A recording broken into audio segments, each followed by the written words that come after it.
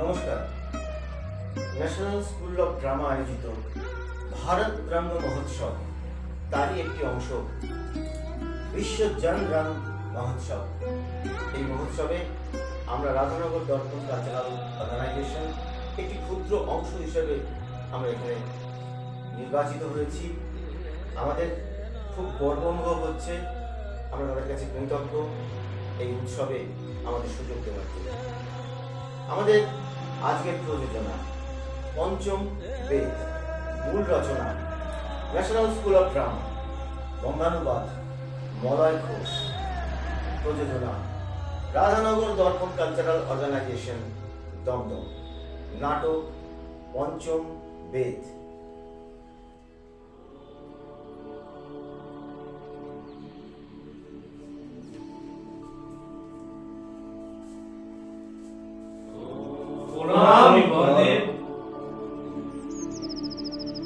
জয়স্তু, বসু।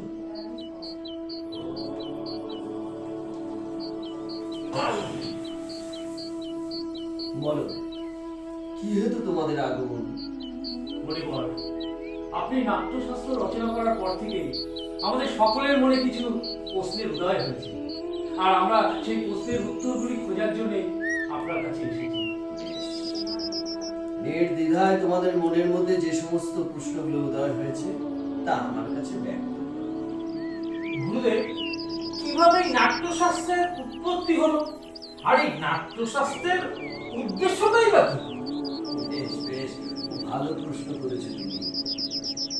এই প্রশ্ন কেবলমাত্র শুধু নাটকের জন্য নয়, এ আমাদের জীবনের অঙ্গ মাত্র।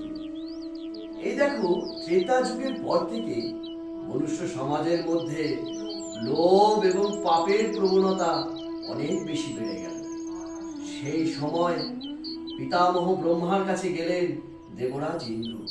তিনি গিয়ে বললেন, পিতামহ ব্রহ্মা, এমন কিছু সৃষ্টি করুন যা দৃশ্যমান্যতা এবং শ্রবণের দ্বারা মনুষ্য সমাজের এই পাপ এবং লোভের অনেক স্খলন হবে। পিতামহ ব্রহ্ম সেই সময় সৃষ্টি করলেন 4টি বেদের সমন্বয়ে নাট্যশাস্ত্র বা পঞ্চম বেদ। সাধু সাধু। কিন্তু মণিবর, এই বেদই তো আমাদের কাছে জ্ঞানের ভান্ডার। এই বেদের মধ্যেই তো রয়েছে আমাদের জগতের সব রহস্য লুকিয়ে রয়েছে। বেদই তো আমাদের কাছে যথেষ্ট। তাহলে এই পঞ্চম বেদের আবার রচনার কি প্রয়োজন ছিল? কি বলছো তুমি?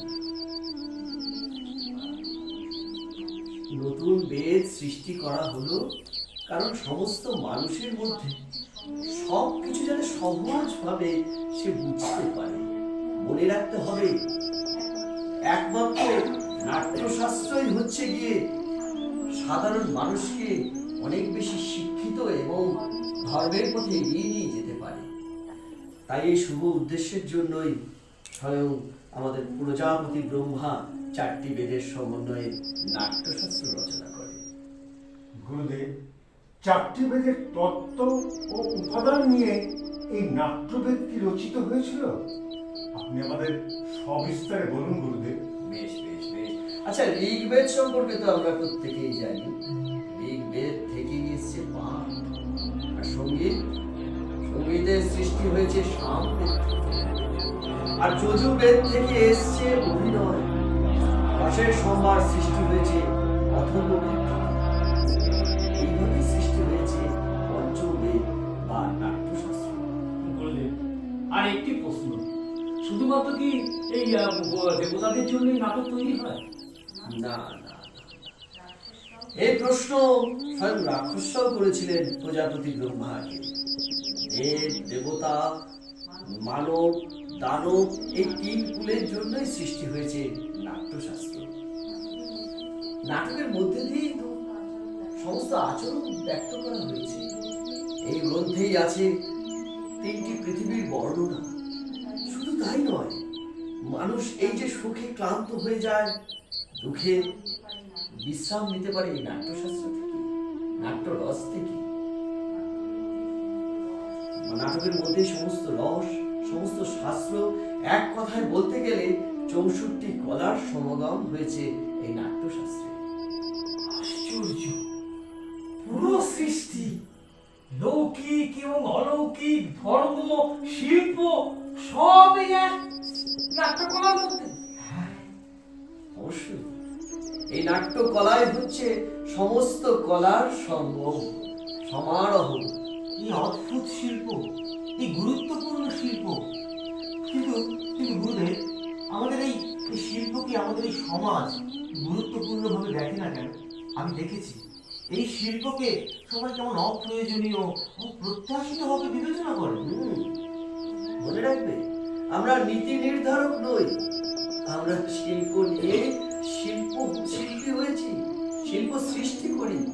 শিল্প আমাদের ধর্ম, শিল্প নিয়ে আমরা অনেক কাজ করবো, আমরা নীতি নিয়ে নয়, নীতি নির্ধারক হবো না আমরা সমাজে।